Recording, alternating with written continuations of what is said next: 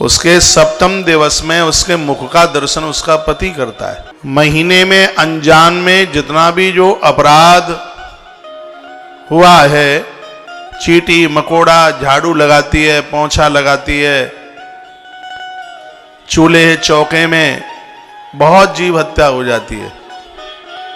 आचार्य ने कहा ऐसे तमाम प्रकार का जो अपराध है, ऋतुमती धर्म के तत्पश्चात सप्तम दिवस नारी अपने आप में अतिशय पवित्र होती है।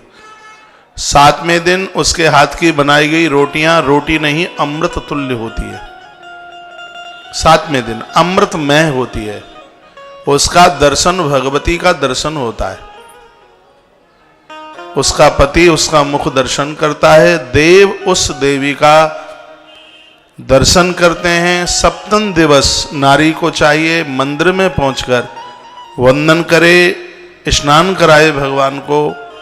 इससे घर में बहुत बड़ी सुख और शांति की समृद्धि होती है, सुख शांति बढ़ती है। मां तो नर्मदा को बहुत पावन माना गया। गंगा जी का स्नान, नर्मदा का दर्शन। क्यों? नदियों में सबसे बड़ा ज्यादा वेग है मां नर्मदा का है।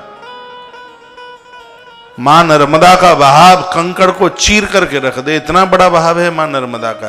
भेड़ा घाट पर देखना जबलपुर में, नदी अपने वेग से शुद्ध होती है। जहां पानी रुका हुआ है वो पानी शुद्ध थोड़ी होता है।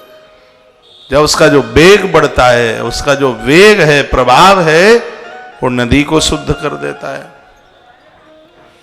व्यवस्था तो ये होनी चाहिए कि नींबू के द्वारा पूजा के बर्तन रोज साफ हों। राख में नींबू डालिए।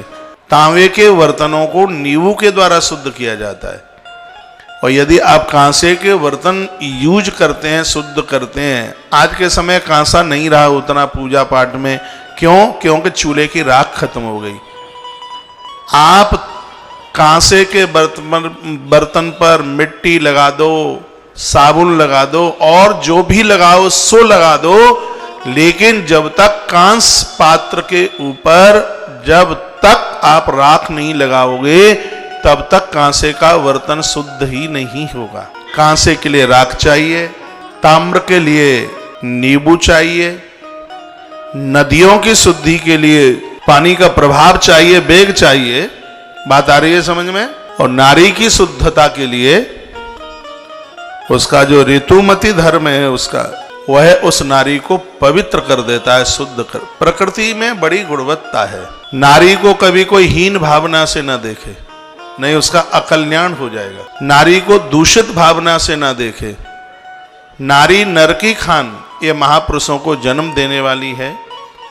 क्या सुंदर कहा है, गंगा जैसी पवित्र नदियों से भी ज्यादा पवित्र ऋतुमती धर्म के 7वें दिन नारी होती है। और उस 7वें दिन में यदि कोई नारी नदी में स्नान करती है, गंगा जैसी पवित्र नदी में स्नान करती है, तो ग्रंथ कहता है कि नदी के भी पाप समाप्त हो जाते हैं। जो अपराधी लोग जो स्नान करते हैं नदियों में, तो अपराध तो वहां भी गिरता ही है, लेकिन 7वें दिवस से लेकर के जो उसको 16वें दिन तक की जो गणना बताई है, वो उसके दिन 7 से 16वां दिन इतना पावन है। इन दिनों में यदि वो नदी में भी स्नान करती है तो नदी पवित्र हो जाती है, पावन हो जाती है अपने आप में।